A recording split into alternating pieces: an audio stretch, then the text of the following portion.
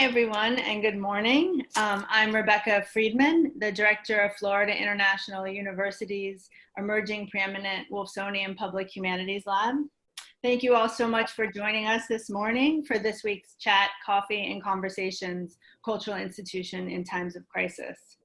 We've been conducting these weekly chats regarding the ways in which cultural institutions are responding to the coronavirus pandemic for many weeks now. And in fact, this is our 11th week of staying home. And these conversations, as you'll see today, reflect the changes that have happened over that period of time. Today, I'm fortunate enough to welcome my dear colleague and friend, Casey Steadman, Acting Director of the Wolfsonian-FIU, whom I've known, I figured out, for almost 2 decades, almost. Since 2013, Casey has been the Deputy Director of Business Affairs for the Wolfsonian-FIU.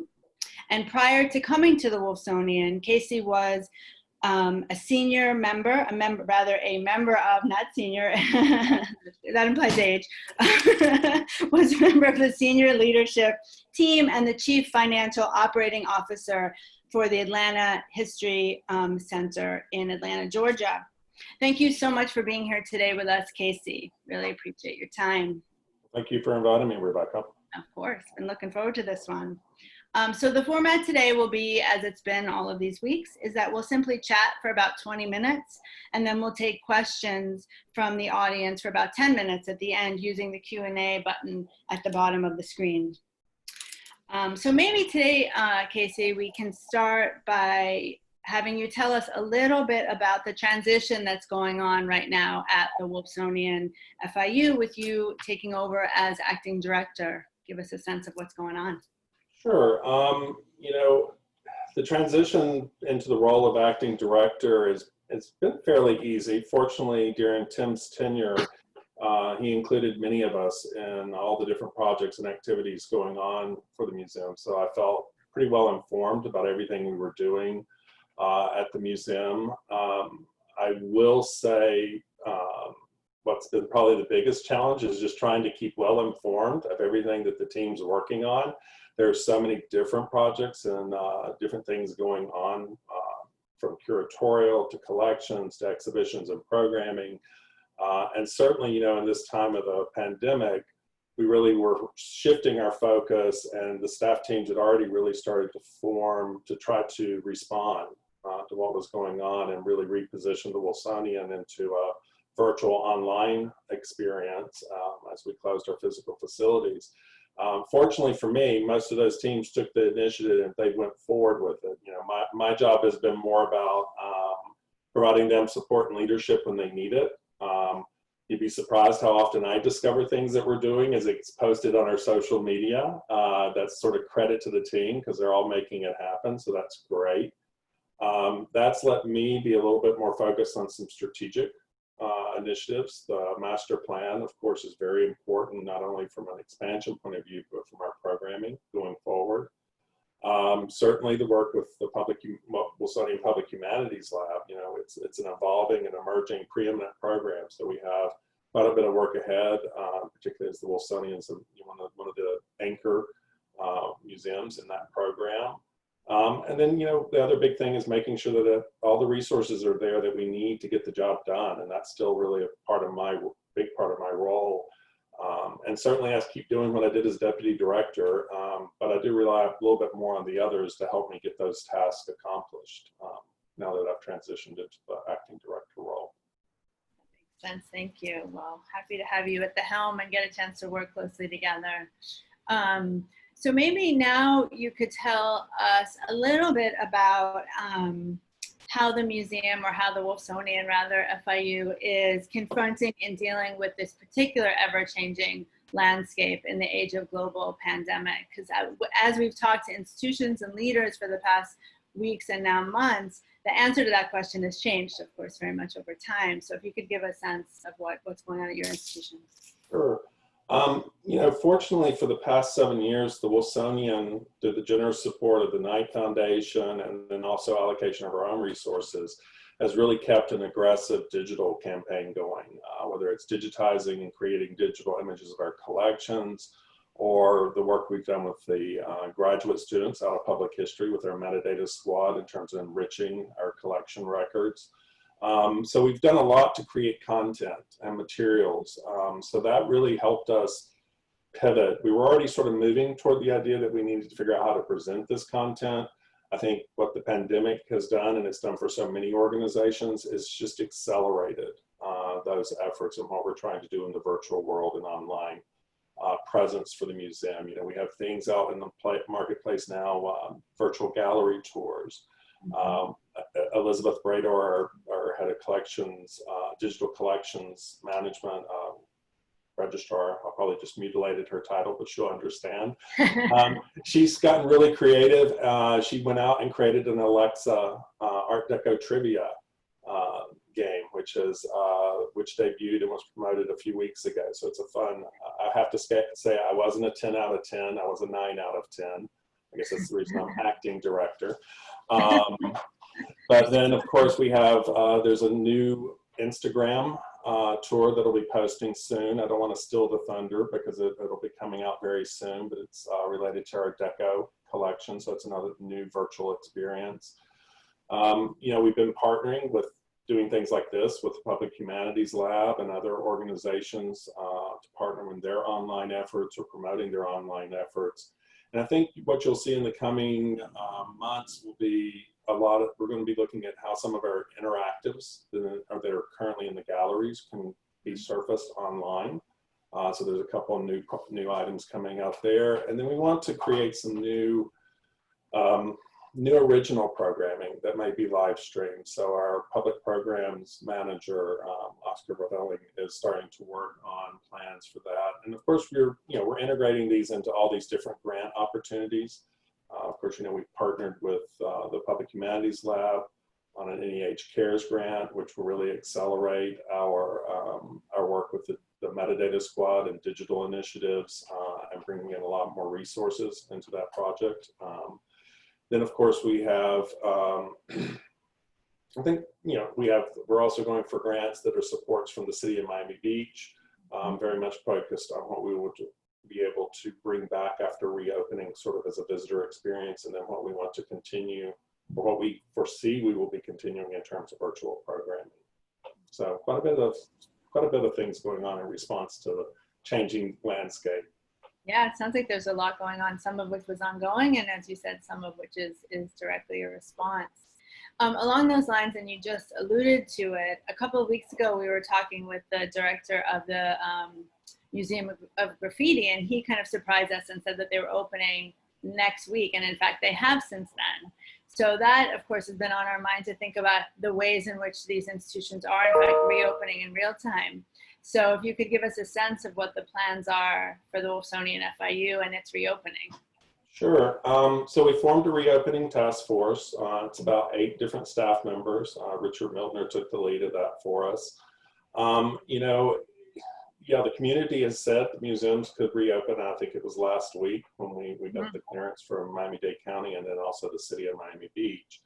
But like pretty much most of our peers, I mean, there's a handful, like you said, the Graffiti Museum, I believe the Skya has in a limited way.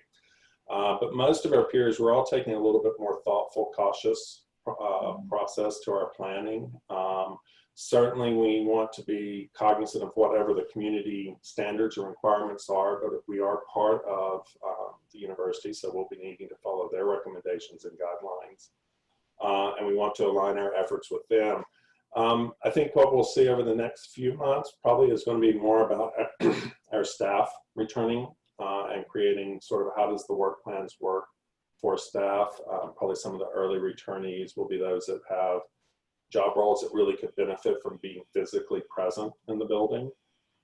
Certainly others can continue to work remotely over the coming months. You know, we have some real challenges with our building. Architecturally, we have some pinch points that they're not conducive to social distancing and would require PPE to be, you know, on all times in the building. That's currently a community requirement. But, you know, we're a little concerned about how can we organize the flow and the movement of visitors through our building so that we can sort of adhere to the standards and requirements. And we're also a little concerned about the burden we may place on our frontline staff, as they may have to be the individuals enforcing compliance with some community standards and requirements. And we really want to be cognizant of that role. I think what you'll see in the coming months is a unique physical experience at our museum. We're working on some different ideas that sort of mitigate all these challenges. So I won't say it's coming, I won't give a definitive date, but I will say it's coming soon. I would say it's more like months, not weeks. But we will have something available to sort of complement our virtual efforts also. Terrific. Well, we look forward to visiting and seeing how that plays out. So what, maybe as among the last questions we ask you is, what do you see, or what do you imagine, what can you tell us about the future of the museum? I know there's a lot going on in terms, I don't want to give it away, I'll let you do it, but I know there's a lot going on. So if you could walk us through what things are going to look like sometime from now. Sure. So, I spoke earlier about being focused on some of the big strategic goals. So that's the master plan. That's a physical expansion, as well as working with our program development, exhibition programs, and everything else. How WPHL, participating in its development, how does it integrate into these plans? And then how do we make sure that all of this is sustainable, that financially we can afford not only to create the expansion, but to operate the expansion, grow the museum, grow the programs, grow public humanities as a whole. Right now, because of legislative processes and requirements, my big focus is the master plan. The master plan is about developing 25,000 square feet of new publicly accessible space. There is $10 million to fund this expansion from the Miami-Dade County Building Better Communities General Obligation Bond. So we needed to bring forward a plan by the end of this calendar year to the county to move forward on that project. That requires that we have the development rights to actually create this expansion, and that's called, in Miami Beach, that's called floor area ratio. It's a method of calculating how big a building can be and how dense it can be.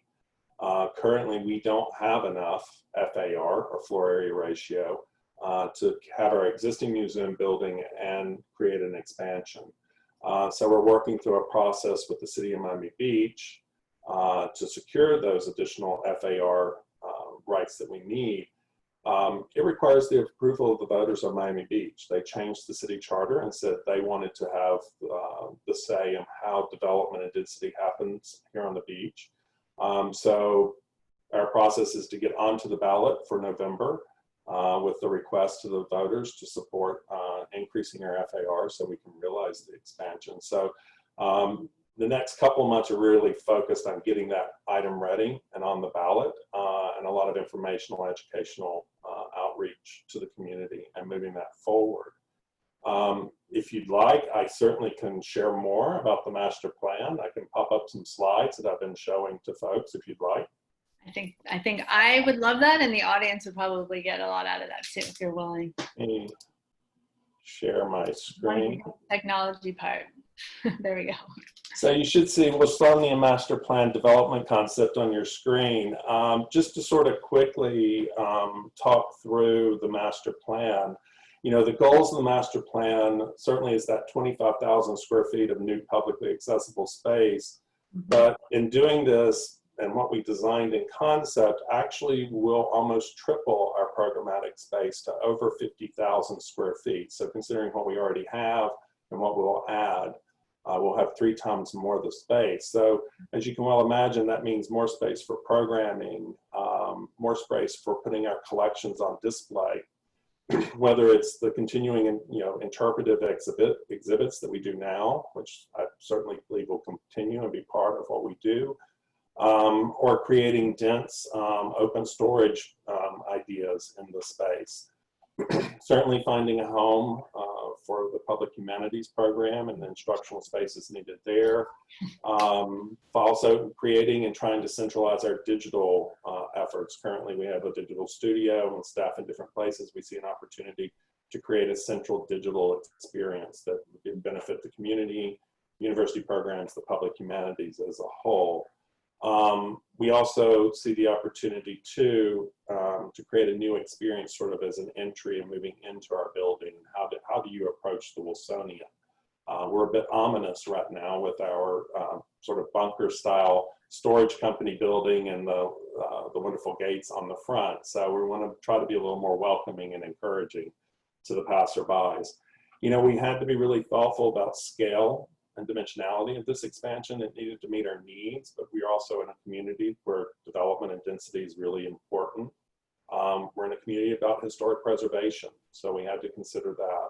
And certainly, you know, here in South Florida, everything's about resiliency. You know, how do you mitigate the impact of what you do with the environment? So we kept all this in mind. We went out and worked with some Ziskovich architects, you know, using some of these images for inspiration. This is from probably the 1940s, the Washington Storage Company. They're on the left, and you notice that wonderful open space to the north. That'll come back up again shortly when I show you some of the renderings. We have some historic images. This would have been mid-20s during the construction of the Wolfsonian, probably around 1927 after the building opened. You'll see that the building was only 3 stories, but we're really interested in those 3 windows bays that are along the 10th Street facade.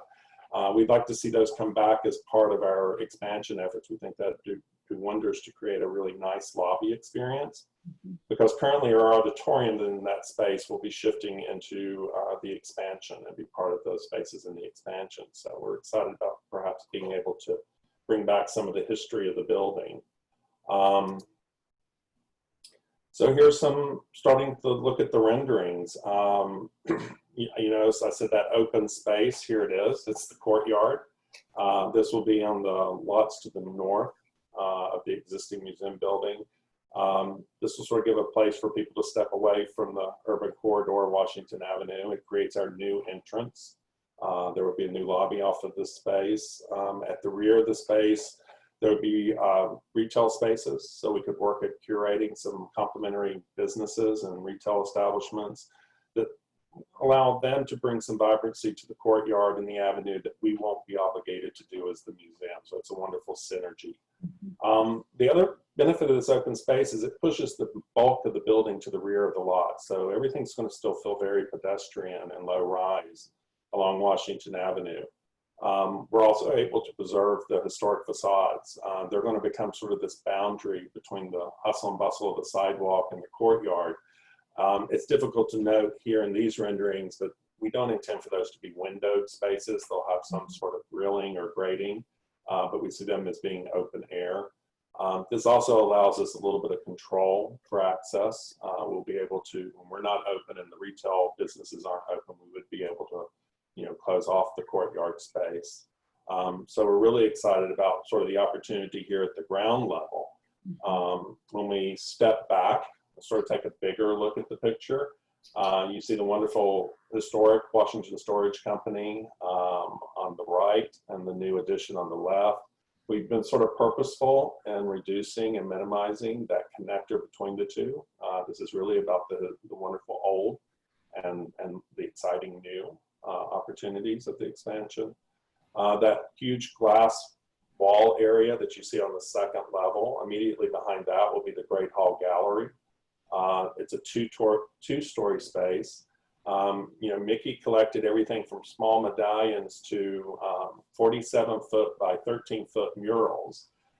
Many of the very monumental pieces haven't even been featured or exhibited just because of their physical size and not having the space to present them. So this Great Hall Gallery really has some opportunity for us to bring collections out that haven't been seen before. And then, of course, at the third level, you'll note that there's this wonderful open terrace space for the individuals to do more programming. And then we have expansion space located behind that.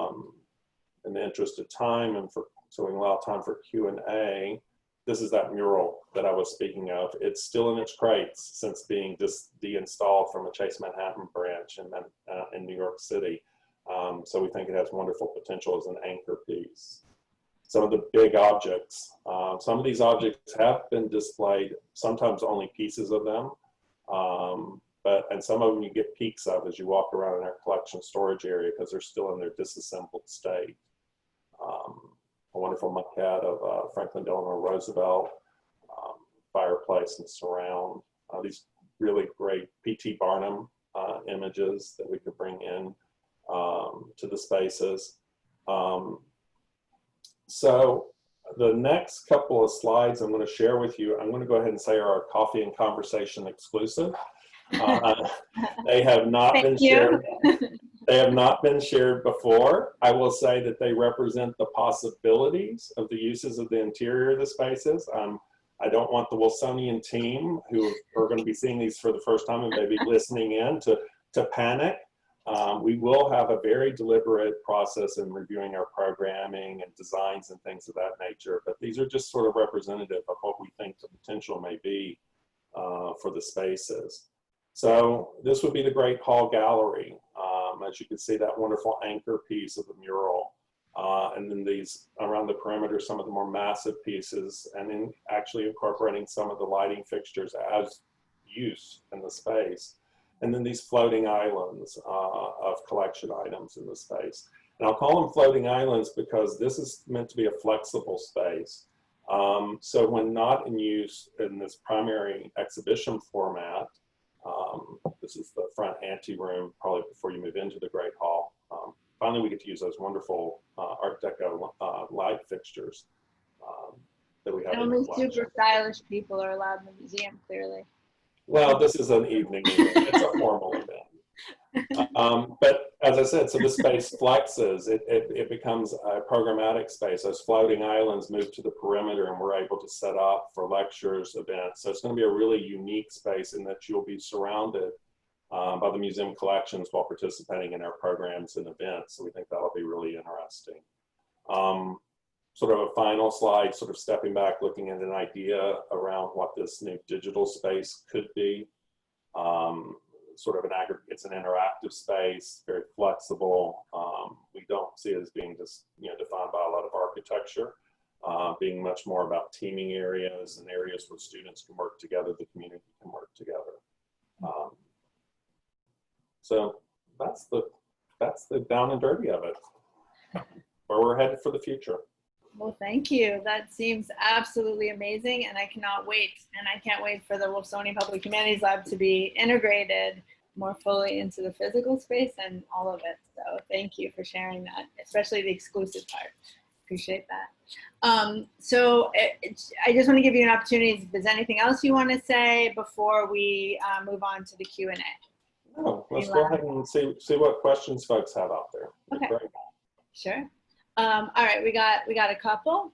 We'll start with our friend and colleague Susan Gladstone, the director of the Jewish Museum of Florida. She asks, Casey, what is the piece in the Zoom backdrop and why did you choose it as representative of the Wolfsonian? That's a good one to start off with. It is, and I'm going to go ahead and say, I'm not going to be able to tell you exactly what the piece is. I could quickly switch over to a web page and find it. This is a series of Zoom backgrounds we created. They're available on the Wolfsonian.org page. If you just go to what's online, you'll find a link to the Zoom backgrounds, and it has the details of each of these images. I would say this is a 1920s futuristic landscape, but I know the exact credit line is on the Wolfsonian.org site right below the image. Why did I pick it? Couple reasons. It's sort of representative of what we're talking about in terms of growth, development, and architecture. The other one is it works really well, not having issues when I move around since I don't have a green screen behind me. So it's one of the more stable images for a background. So some technical reasons and some thematic reasons. There were many great ones to choose from that we looked at yesterday. All right, thank you. There's another question from Leslie Sternlieb who asked, since when did it become FIU / the Wolfsonian?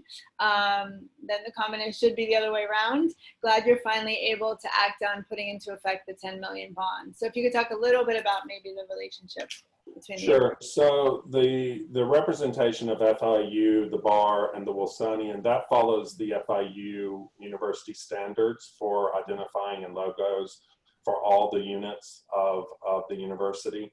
So that's something we worked with the external relations team, and it's just a style standard that's applied. You know, we refer to ourselves as the Wolfsonian-FIU.